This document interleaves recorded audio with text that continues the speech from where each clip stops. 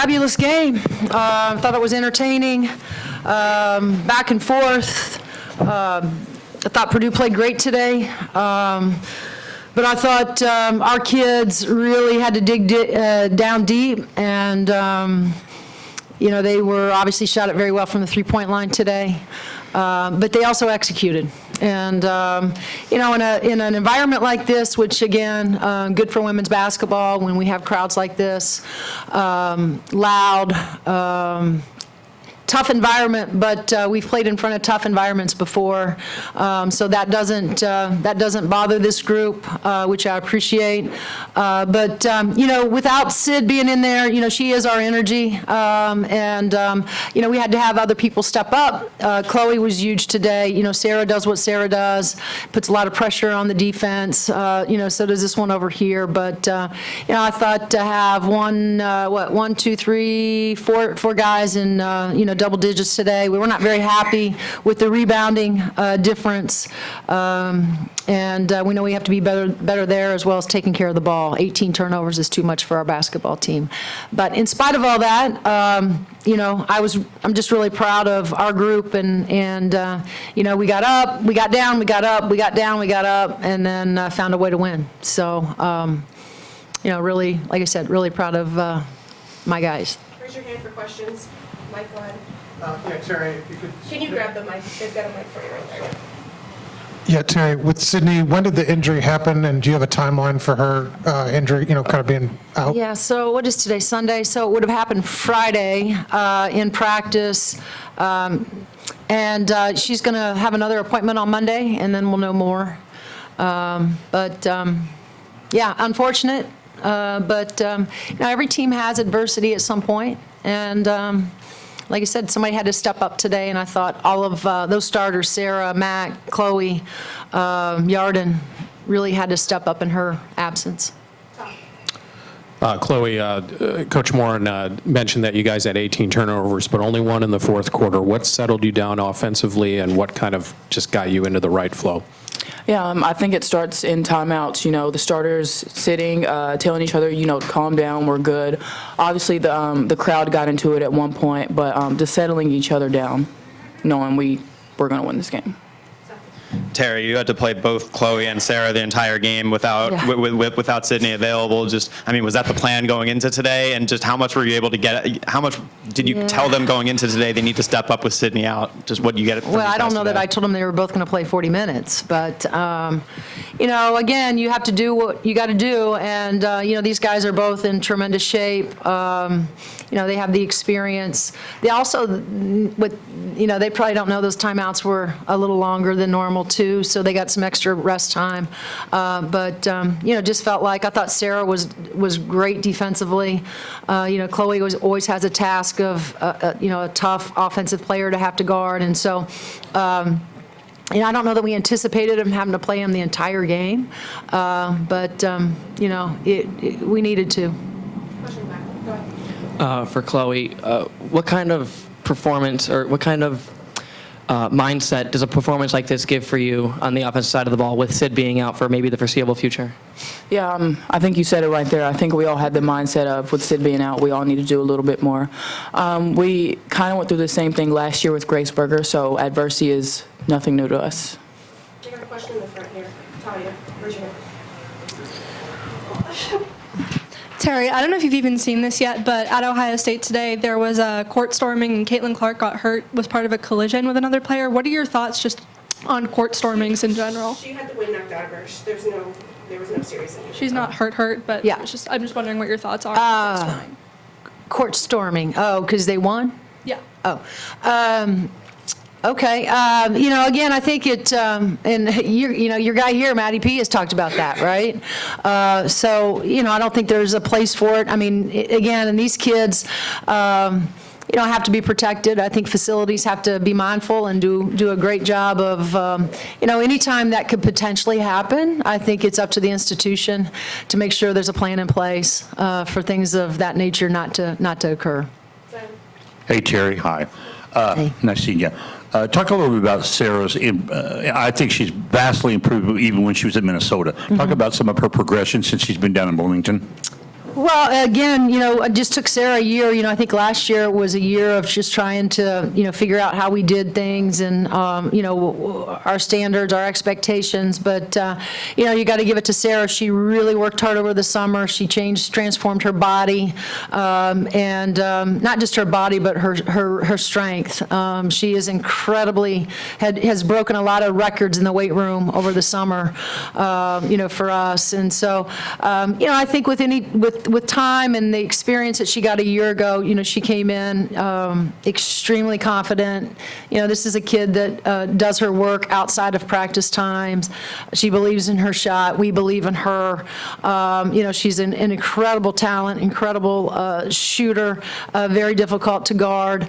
And she knows she's going to get everybody's best, right? And so that takes some mental toughness as well to realize that people are going to be chasing you. She has to have help from her teammates, which I think we all know. But, I just think you're looking at a kid, a young person that is, she was already mature. I just think it's a comfort level now that she's grown to have, being in Bloomington and being a huge part of our team.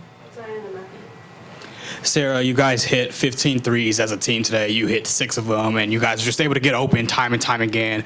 What did you feel like schematically was opening up for you guys and allowing you to get those in-rhythm shots? Well, I think it usually starts with Mackenzie in the post. She gets a lot of attention, whether she's going to get doubled or they're going to heavy dig off her, which opens it up a lot for our perimeter players. And we practice it every day to hit our shots when she does get doubled and kick it out. So I think that was the biggest thing. Chloe, on New Year's Day, you scored 19 points, and Teri was saying that you guys had a conversation about being more aggressive. You come out today with a career high 20 points. Was there another conversation like that you had with Teri before today's game? No, just like I said earlier, we all kind of mentally prepared ourselves to do a little bit more with Sid being out. Coach, I just wanted to ask you about Chloe. She obviously has a lot on her plate with guarding the best offensive player, running Sure. the offense, Yeah. then a new career high tonight. Just what did you think of her specifically today?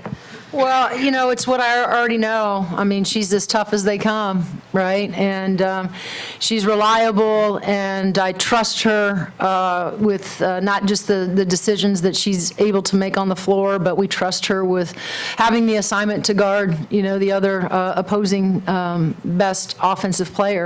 And, she has a lot on her plate with being able, having to do both, run our team and also guard the best player. And so I think that takes an amazing, not just talented, but tough, And I've always said this about Chloe. She's as tough as they come. If there was a category, for that, she would score very high every game, just because she gives us her best. And what I love about Chloe too is she owns her mistakes as well. I think that shows maturity, from a young person that can say my bad in those moments. But I think we all are so happy that she runs this team. Yeah, Chloe said it's kind of like when you guys lost Grace with Sydney being injured. Right. Is there some benefit to having the core of that team back and having dealt with something like that? And, I know it's a different position, different player, but Yeah. is that something you can lean on if she is out? Yeah, I mean, Mike, we talked about it, but very briefly, that we've been here before, adversity strikes, and, it's just going to require, the rest of them to do more, including our bench. So whether that, we talked to Lily and Henna and Jules and Bo, and so, all hands are on deck, when one of your starters goes down. Your other starters have to do a little bit more, and then you hope to get something from your bench, whether that's might not be offensive, but can they hold the lead and help us defensively while we're trying to get some of those guys rest. So we talked about it, but I think Chloe said it best. I mean, we've been through it. We didn't like having to go through it, but we went through it, so we do have that experience. Sara, I mean, you guys have been in plenty of close games like this before, and obviously that experience has to help you in times like this. It seems like today you guys just made clutch play after clutch play after clutch play in the fourth quarters. What is it about those moments that kind of brings out the best in you all? Yeah, I think we just really come together, especially on the road. It's going to be a little tougher. But I think the biggest thing is our team is really close. We know we're all we got. So it's definitely a good feeling when we come out with a win, especially on the road. Next question. Teri, with sit out, you kind of had Yarden guarding the 4 position more, usually what Sydney does. After, that big first quarter Purdue had, you were able to limit them. What did you feel like Yarden did defensively just on the back line to help out in that aspect? Well, we were asking Yarden to play off and kind of dig when 34 caught it, anywhere deep. We just asked her to be more active in gaps. She did get buried there. I thought Mary Ashley did a couple times, got her with a deep bury. But, the one thing that Yarden gives us is her length, is her size, and she's super smart. So she realizes that what she doesn't have maybe in athleticism, she can make up just by pure intelligence of being in the right place and using her length. And, I thought there were, and again, you're talking about a kid that had to come in today and, play a different position. So offensively, there's that, but it's also, you're going up against a 4-man that's used to be, being in the low block, working with their back to the basket, being physical, all of that. And so, we thought, obviously, she did a great job. All right, Matthew, last question. Teri, there's been a few times where timeouts this season have been crucial for your team to sort of regroup, like Penn State that third quarter. After Jones hits the 30-footer at the buzzer to put Purdue up 3, just what were you kind of saying to your team in that moment?